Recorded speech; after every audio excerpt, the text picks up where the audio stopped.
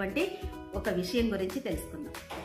ప్రతి ఒక్కరు కూడా ఏమనుకుంటారంటే, నేను ఇది రీచ్ అయిన తర్వాత నా ఫ్యామిలీని నేను చాలా హ్యాపీగా చూసుకోవాలి, ఎక్కడికైనా తీసుకెళ్ళాలి, అమ్మ నాన్న వచ్చేసి ఫ్లైట్లో తీసుకెళ్ళాలి, నా భార్యకి వచ్చేసి ఎన్నో నగలు చేపించాలి, నా పిల్లల్ని పెద్ద పెద్ద స్కూల్లో చదివించాలి అనుకొని ఒక బిజినెస్ స్టార్ట్ చేయడం కానీ జాబ్లో జాయిన్ అవ్వడం కానీ జరుగుతుంది.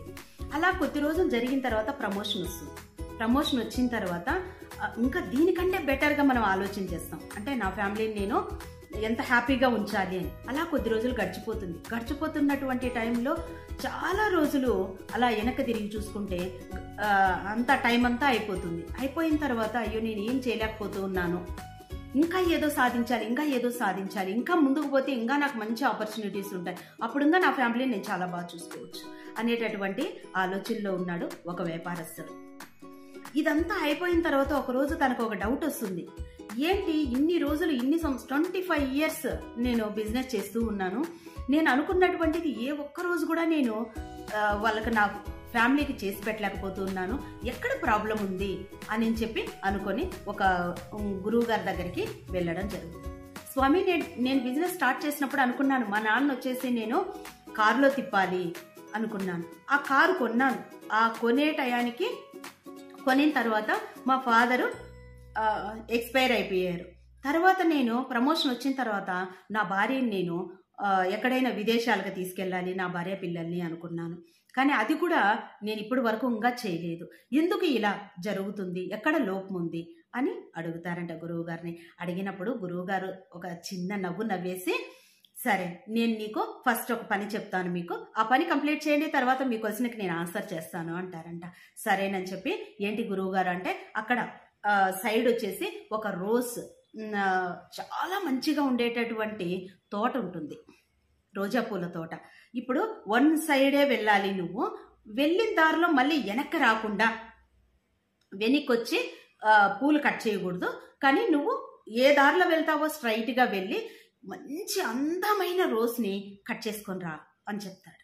చెప్పిన తర్వాత, ఓ అంతే కదా, తోట ఇంత అందంగా ఉంది, ఒక్క రోజా పువ్వు నాకు దొరకపోతుందా అని చెప్పి హ్యాపీగా గురువుగారు చెప్పిన దానికి రోజ్ తోట ఉండే దగ్గరికి, ఆ పూల తోట దగ్గరికి వెళ్ళేసి చూస్తూ వెళ్ళే కొద్దీ చాలా చాలా అందమైనటువంటి, అంటే బాగా విరబూసినటువంటివి, అప్పుడప్పుడే విరబూస్తూ ఉన్నటువంటివి, చాలా అందంగా ఉండేటటువంటి ఫ్లవర్స్ అన్నీ కూడా కనిపిస్తూ ఉంటాయి. అంటే తను చూసుకుంటూ వెళ్ళిపోతూ ఒక్కదాన్ని మించి ఒకటి అందంగా ఉంటాయి. వెళ్ళిపోతూ లాస్ట్కి ఇంకొక 4 అడుగులు 5 అడుగులు ఉందనంగా పూలు చూసుకుంటా, అంటే ఇంకా ముందుకు పోతే ఇంకా మంచి రోజెస్ ఉంటాయేమో, నేను ఇక్కడే కట్ చేస్తే ఎలాగా, గురువుగారు చాలా అందమైన పువ్వు అన్నారు కదా. కానీ ముందుకు వచ్చిన తర్వాత కొంచెం ఆలోచన చేశాడు. ఇంకా 5 feet ఉంది డిస్టెన్స్, కానీ గురువుగారు ఒక రిస్ట్రిక్షన్ పెట్టారు, వెనక్కి వచ్చి పువ్వు కట్ చేయకూడదు అని. కాబట్టి ముందే కట్ చేసుకోవాలి. కొంచెం ముందుకెళ్ళేలోపు అక్కడ ఉండేటటువంటి పూలన్నీ కూడా కొంచెం వాడిపోయినట్టు డల్గా ఉండడం గమనించాడు. కానీ వాటిల్లోనే ఒక బెస్ట్గా తీసుకొని గురువు గారి దగ్గరకు వస్తారు. అప్పుడు గురువు గారి దగ్గరకు వచ్చిన తర్వాత, ఏమి ఇన్ని అందమైన పూలు ఉన్నాయి కదా తోటలో, ఇలాంటి పువ్వు తీసుకున్నావు, వాడిపోయేటటువంటి పువ్వు తీసుకున్నావు ఎందుకు అని అడుగుతారంట. అడిగిన తర్వాత, నేను తోట దగ్గర స్టార్ట్ చేసినప్పుడు చాలా బ్యూటిఫుల్ ఫ్లవర్స్ నాకు కనిపించాయి, కానీ ఇంకా కొంచెం నేను ముందుకు వెళ్ళాను అనుకోండి, ఇంకా అందమైన పూలు కనిపిస్తాయేమో, అక్కడ కట్ చేసుకుందాం అనుకున్నాను, కానీ లాస్ట్కి వెళ్ళే లోపు అవి వాడిపోయినట్టు కొంచెం కలర్ షేడ్ అయినట్టు ఫ్లవర్స్ ఉన్నాయి, వాటిలో ఒక మంచి పువ్వుని తీసుకొని వచ్చాను అని చెప్తారంట. ఇదే నీ లైఫ్లో జరిగింది కూడా ఇదే. నువ్వు ఫస్ట్ టైం నువ్వు జాబ్లో కాదు, బిజినెస్లో అయినా కూడా నువ్వు స్టార్ట్ చేసిన తర్వాత మీ నాన్న నువ్వు కారులో తిప్పాలనుకో, కారులోనే అవసరం లేదు, 1 గంట మీ నాన్న పక్కన కూర్చొని నువ్వు మాట్లాడినా కూడా తను చాలా హ్యాపీగా ఫీల్ అయ్యి ఉండేవారు. కానీ నువ్వు అది చేయలేకపోయావు. మీ నాన్న లేనప్పుడు కారు కొని బాధపడ్డావు, మా నాన్న ఉంటే బాగుండు అని. అది అయిపోయింది. తర్వాత నేను ఏదో సాధించి నా వైఫ్కి పెట్టాలి అనుకున్నావు. నీ వైఫ్కి ఏదో సాధించి పెడితేనే హ్యాపీగా ఉంటుందని కాదు, నువ్వు సంతోషంగా తనకేం కావాలో తెలుసుకొని చిన్న కోరికలు తీర్చినా చాలు. నీ పిల్లల్ని వచ్చి విదేశాలకి ఫ్లైట్లో తిప్పాలి అనుకున్నావు. నీ పిల్లల్ని సాయంకాలం టైంలో కొంచెం టైం వాళ్ళ కోసం ఇన్వెస్ట్ చేసి పార్కుకు తీసుకెళ్ళి వాళ్ళతో కూడా కలిసి ఆడుకున్న, చిన్న స్టోరీస్ చెప్పిన వాళ్ళ ఆనందానికి హద్దులు ఉండవు. ఆ విధంగా కాకుండా ఇప్పుడు ఈ రోజు స్టార్టింగ్ నుంచి నువ్వు చూసుకుంటూ వెళ్ళిపోయి ఆనందాన్ని పొందావు, కానీ లాస్ట్కు తిరిగి చూసుకుంటే నీకు వాడిపోయినటువంటి ఫ్లవర్ దొరికింది. కానీ లైఫ్ మనం ఎప్పుడు కూడా అది వెళ్ళిపోతూ ఉంటుంది, మనం ఏం చేయాలనుకున్నామో అప్పుడే చేయాలి అనేటటువంటిది గురువు గారు చెప్పడం జరుగుతుందంట.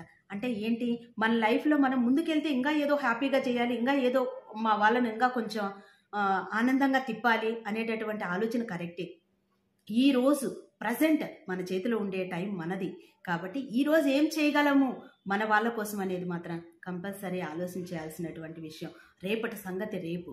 కాబట్టి ప్రతి ఒక్కరు కూడా ఏదైనా నేను ఇంత సంపాదించిన తర్వాతనే అందరినీ హ్యాపీగా చూసుకుంటాను అనేటటువంటి ఆలోచన నుంచి బయటకు వచ్చి ఏ రోజు మన పిల్లలకి ఏమి ఇవ్వాలి, మన ఫ్యామిలీకి ఎలా సంతోషంగా ఉండడానికి నువ్వేదైతే అనుకున్నావో దాన్ని రీచ్ కావడానికి ఆలోచన చేస్తే క్వాలిటీ టైం, మనం ఎంత టయాన్ని మన ఫ్యామిలీతో గడుపుతున్నాం అనేది కూడా చాలా ఇంపార్టెంట్. Thank you.